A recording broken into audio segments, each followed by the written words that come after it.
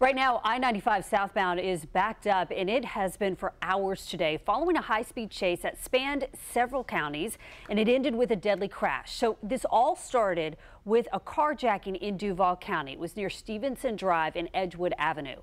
Police then started a chase in St. Johns County, and then it ended when the driver crashed into the back of this semi-truck, killing that driver. Zach Wilcox is on your side live near the scene of the crash. So, Zach, how's traffic looking out there right now?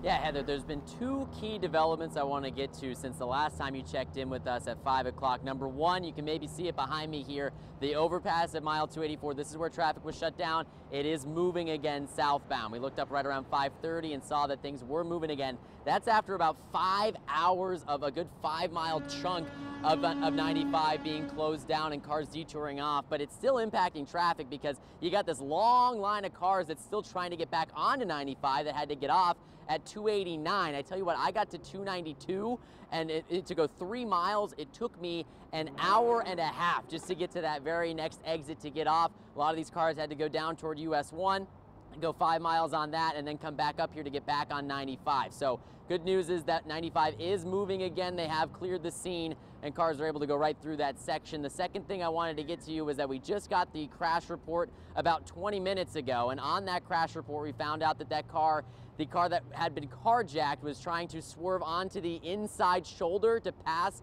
a semi, but that semi had slowed down because of some traffic here in the Palm Coast area, and that's when it crashed into the back of that semi, and the driver was killed by that crash, and he was pronounced dead on the scene. So we still don't have a ton of information about that carjacking other than, as you mentioned, it was all the way up on Edgewood, which is about 70 miles from where I'm at right now. So that's a pretty extensive chase. We don't know exactly where the chase started, but St. Johns County began it. So we're going through multiple counties here.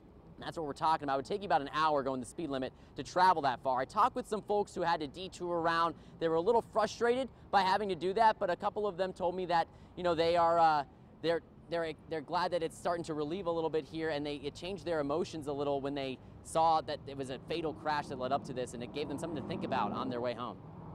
We've only got one life to live, right? And it's got to be precious. That's why I went to see my friend.